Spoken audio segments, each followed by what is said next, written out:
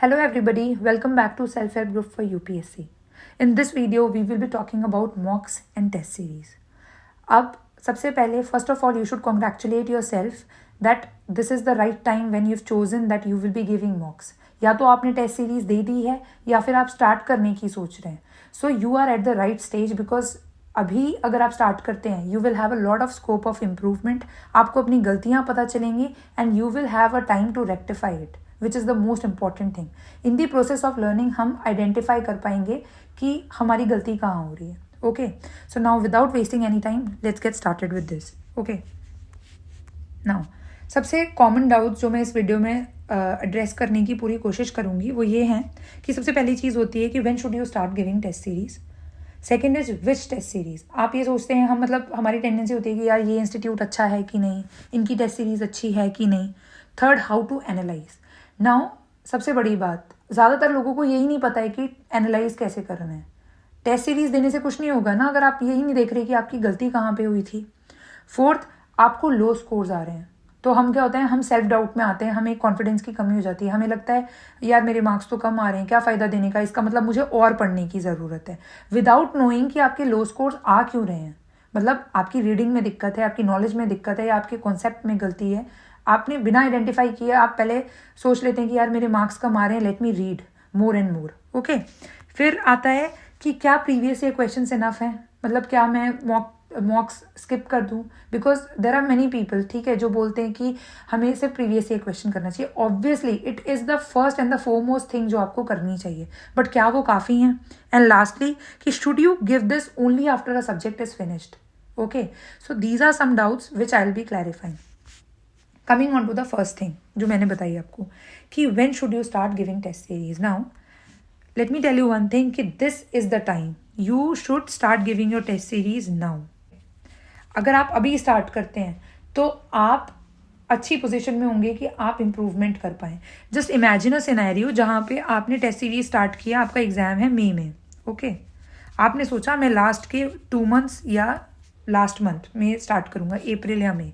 अब आप मुझे ये बताइए, आपको पता चलता है कि आपकी दिक्कत आ रही है रीडिंग में या फिर कॉन्सेप्ट में. अभी आप कैसे आइडेंटिफाई करेंगे, let me tell you. Concept में गलती कहाँ होती है, मान लीजिए फंडामेंटल राइट्स हैं, उसमें से क्वेश्चन आया, या फिर फॉर दैट रीज़न आप हिस्ट्री में से ले लीजिए. ओके, आपने पढ़ा और आपको आया था ब्रिटिश एडमिनिस्ट्रेशन में से कोई क्वेश्चन, एजुकेशन में से या कहीं पे, तो ये प्रॉब्लम आपकी रीडिंग की हुई ना. अगर आपको याद नहीं है, सपोज 4 स्टेटमेंट्स आर गिवन और आपने उसमें से एक नहीं याद रहा आपको, तो दैट मीन्स क्या, आपको ये चीज़ याद नहीं रहती. लेकिन अगर आप लास्ट मोमेंट पे अगर आप टेस्ट सीरीज देने का सोचेंगे तो आपके पास तो टाइम ही नहीं बचा ना उसको रेक्टिफाई करने का. आप वो पढ़ेंगे या फिर आप वो चीज़ें पढ़ेंगे जो लास्ट में पढ़ी जाती है 15 डेज में. लास्ट के 15 to 20 डेज हम बचा के रखते हैं उन फैक्चुअल चीज़ों के लिए, मतलब जो हमें लास्ट मोमेंट पे दोबारा याद करनी होती है. सो आप वो याद करेंगे या फिर ये चीज़ें याद करेंगे कि मेरा वो चैप्टर गलत हुआ था, let me read it first ones again. Okay, so start it from now. अब नाउ से मेरा मतलब ये नहीं है आप बोलेंगे कि अभी मेरा एनवायरनमेंट बचा हुआ है, अभी मेरी इतनी सारी चीज़ें बची हुई हैं, how can I start with full length. So nobody is asking you to give a full length. आपको क्या करना चाहिए, सपोज आपने ख़त्म की मॉडर्न हिस्ट्री.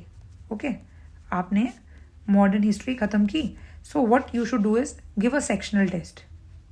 ओके, आप सेक्शनल टेस्ट दीजिए.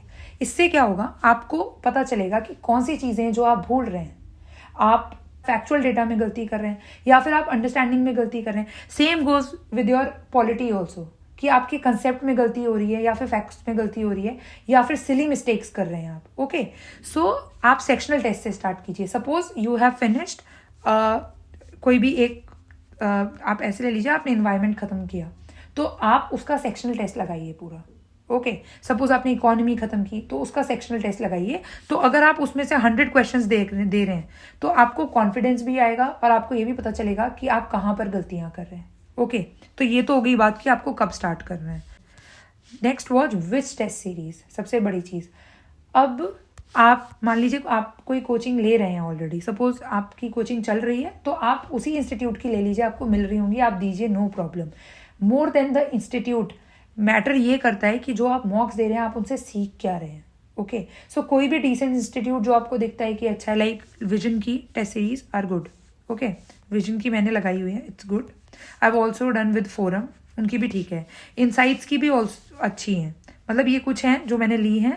आप और भी कुछ ले रहे हैं तो आप ले सकते हैं, इंस्टीट्यूट की कोई प्रॉब्लम नहीं है। मेजरली आपको देख के पता चल जाएगा कि कौन सा ऐसी है जो आपकी डिमांड को मीट कर रही है। ओके, सो कोई भी आप डिसेंट इंस्टीट्यूट की उठाइए और आप उसके मॉक्स लगाइए। You are not here to decide कि कौन सा इंस्टीट्यूट है। देखिए, सेम टू सेम क्वेश्चन उठ के पेपर में नहीं आने वाला एट एनी कॉस्ट। आप सोच रहे हैं कि आपने मान लीजिए आपने 50 मॉक टेस्ट लगा लिए, तो आपने तो बहुत सारे क्वेश्चंस कर लिए, ओके, अराउंड 5000 क्वेश्चंस। अब आप सोच रहे हैं कि इसमें से डायरेक्टली आ जाएगा, ऐसा नहीं होगा।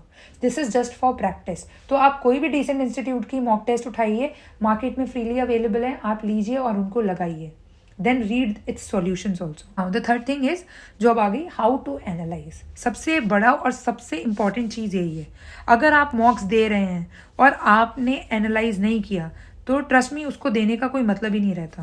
ओके, नाउ आपको सबसे बड़ी चीज़ एनालाइज कैसे करना है।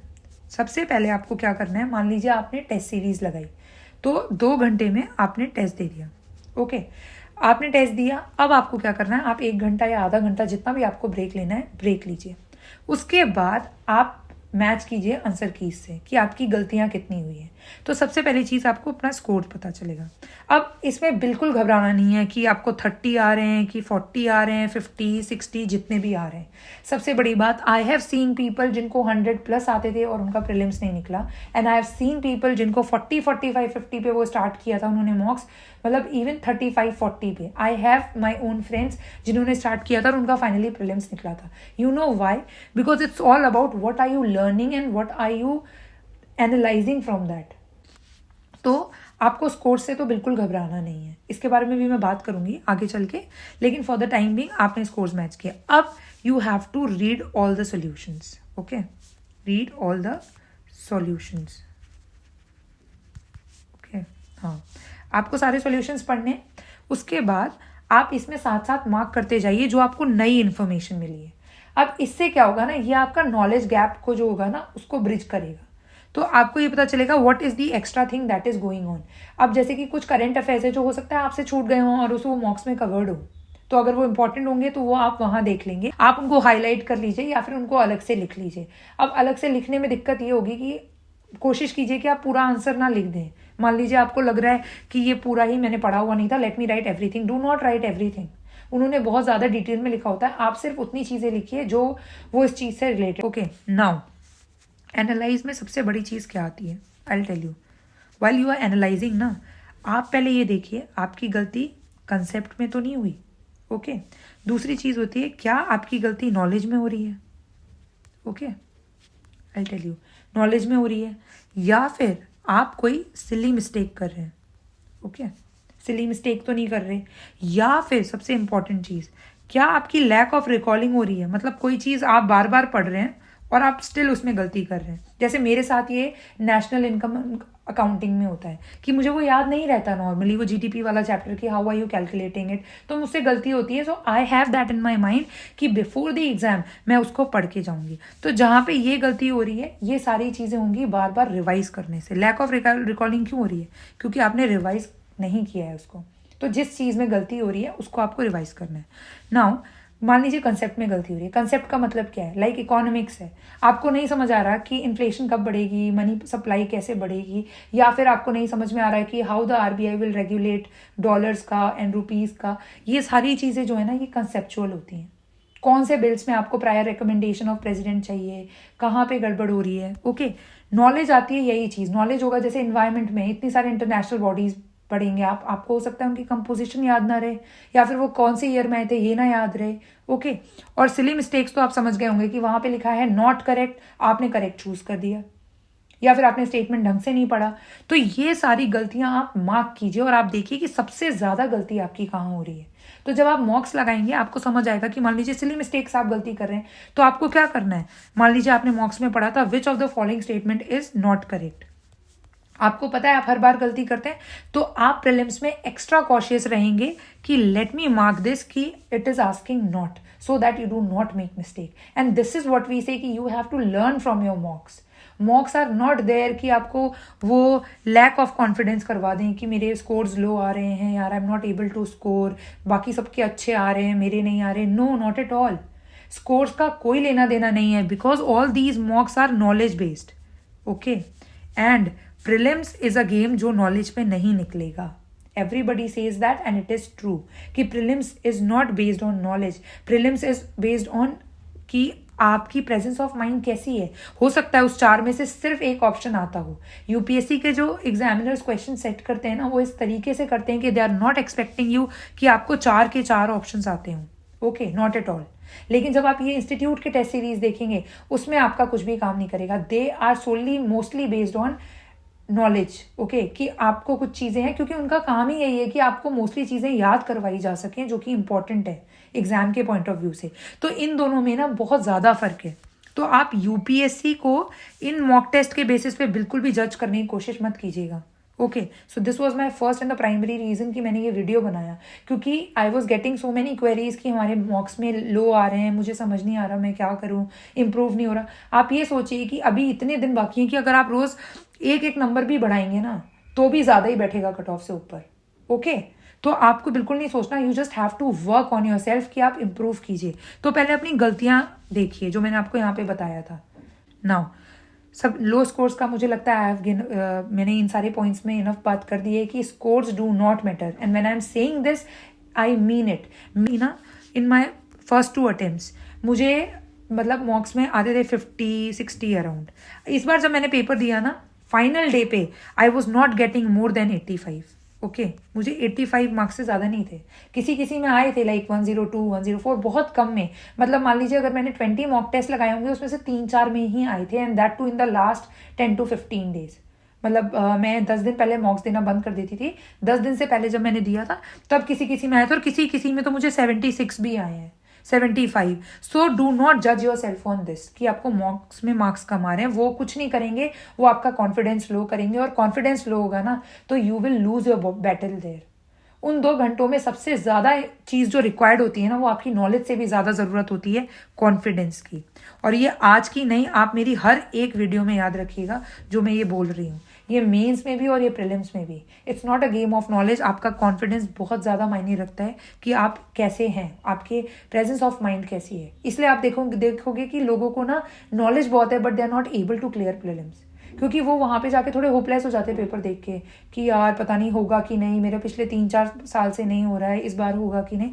Don't take that stress on yourself. Okay, are previous year questions enough? नाउ ये सबसे इंपॉर्टेंट चीज़ है कि अगर आपने प्रीवियस ईयर क्वेश्चंस नहीं लगाए हैं, मैं आपको नॉर्मली बोलूँगी कि मॉक टेस्ट पे आप तभी जाइएगा जब आप 10 साल के एटलीस्ट प्रीवियस ईयर क्वेश्चंस कर लें, because this is very important. क्योंकि प्रीवियस ईयर क्वेश्चंस का ना डायरेक्ट लिंक है यूपीएससी की लैंग्वेज से। अब जो यूपीएससी का प्रीवियस ईयर क्वेश्चन है, उसका बेसिकली काम ये होता है कि आप उसकी लैंग्वेज समझ पाएँ, साइकी समझ पाएँ। होता है लाइक 2023 का देखिए, they have done with elimination, they are done with it. उन्होंने नहीं दिया, तो एटलीस्ट आप उस चीज़ के प्रैक्टिस में रहिए। आप किसी चीज़ के लिए प्रिपेयर होके मत जाइए कि आपको कैसे देने हैं। ओके, मतलब आप मान लीजिए सोच के गए थे कि मैंने एलिमिनेशन के बेसिस पे करना है, या दिस इज़ द टेक्निक जो अभी तक काम कर रही थी पिछले 4-5 साल से, इस साल हो सकता है मोस्टली क्वेश्चंस में वो लग जाए, वो नहीं लगेगी। सो इट इज़ इंपॉर्टेंट कि आप प्रीवियस ईयर क्वेश्चंस तो पक्का देखें। वो आपको यूपीएससी की लैंग्वेज के साथ आपको वो करेगा कि आपको समझ आए कि यू आर नोइंग कि in what language and what psyche that the UPSC examiner is asking you. Okay, first सबसे पहली चीज़ ये हो गई।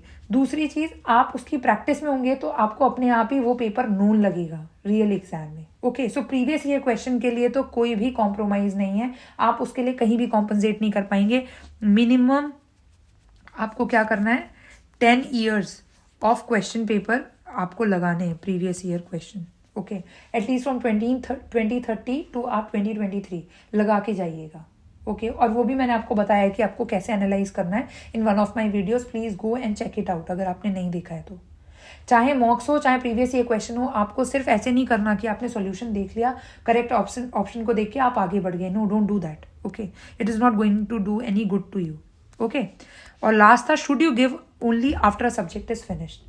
मतलब क्या आपको टेस्ट तभी देना चाहिए जब आपका सब्जेक्ट खत्म हो गया.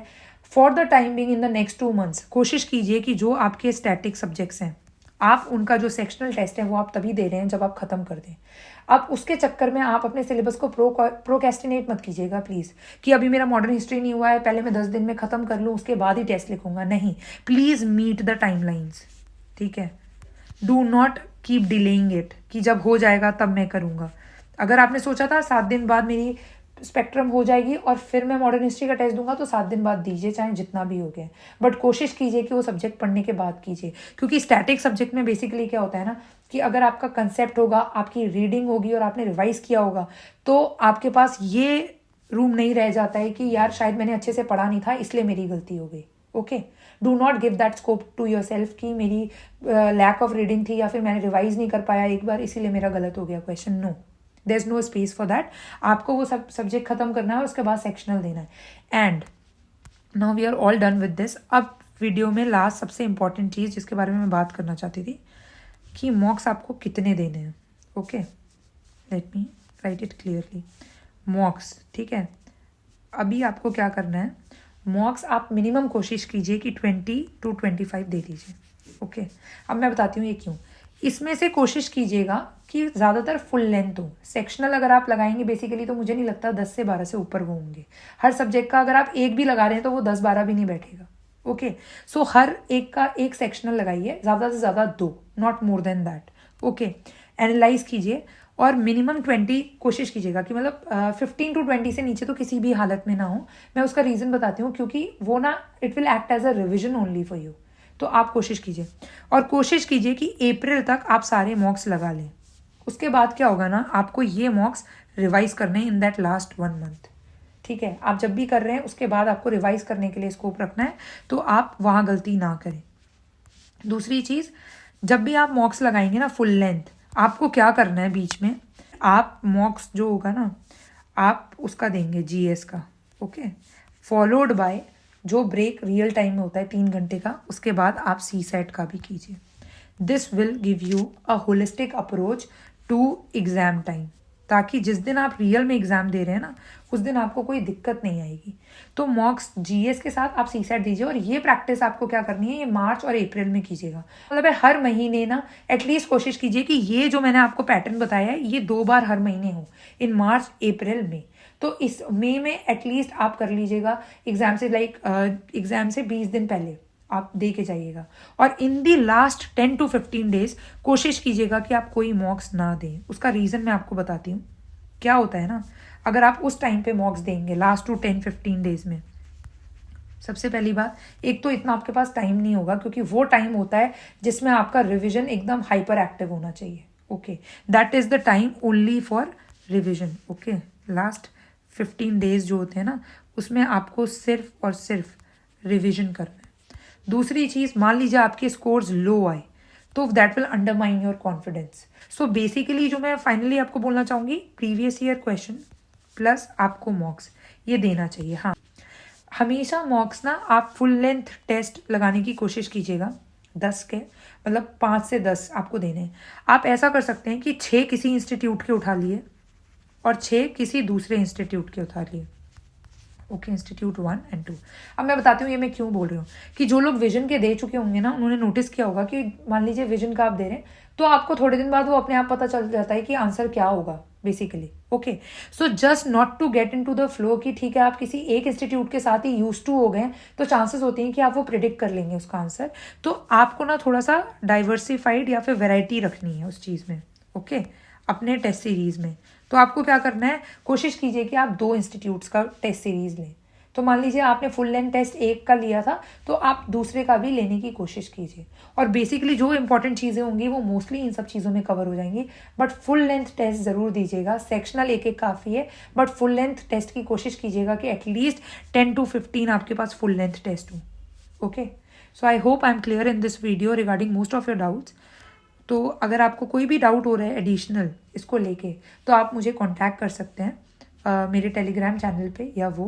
और ये एक और डाउट था जो मैंने बेसिकली इसमें बता दिया है. किसी ने मुझे पूछा था कि आप सारे सॉल्यूशंस लिखेंगे क्या अगर आप रिवाइज कर रहे हैं? तो नहीं, आप बस वही लिखिए जो आपको समझ नहीं आया या फिर जहाँ पे आपने गलती की. Do not write whole of your paper, क्योंकि लास्ट में ना आपके पास इतना टाइम नहीं होगा कि आपके 200 पन्ने का नोट तो सिर्फ मॉक टेस्ट के उसका हो गया है जो आपकी गलतियां थी. तो आपने अगर 200 पन्नों का वो बना दिया, आप कब याद करेंगे ना? So you cannot have a 200 pages note on your mistakes that you committed in these mocks जो आपने अटेम्प्ट किए. So don't do that. आपको वही चीज़ें लिखनी है जो इंपॉर्टेंट है एंड उनको प्लीज़ रिवाइज कीजिएगा. That is very important. कोशिश कीजिए कि आप उसको रिवाइज करें 2 से 3 बार, क्योंकि नॉर्मली आपको याद नहीं रहेगा. And identify where are you making mistakes. आपकी कंसेप्ट में गलती हो रही है, रीडिंग में हो रही है, या फिर सिली मिस्टेक हो रही है, या फिर नॉलेज में कमी हो रही है. Okay, and then work according to कि आपकी गलती कहाँ पर हो रही है. और रिविजन में अगर आपको टाइम लग रहा है 3 घंटे का, तो उसको ऐसे मत लीजिए. 3 घंटे का टाइम नॉर्मली लगता ही है. ओके, 2 से 3 घंटा मिनिमम आपको लगेगा किसी को भी एनालाइज करने में. तो उस दिन आप सिर्फ एक मिनिमल रिवीजन रखिएगा शाम के टाइम में, अगर आपने सुबह मॉक्स दिए हैं तो. बिकॉज उस पेपर का कोई मतलब नहीं रहता अगर आप उसको एनालाइज नहीं कर रहे. तो 2 घंटे का टेस्ट प्लस 3 घंटे का analyse, these 5 hours should be properly done. Okay, so that's all for this video.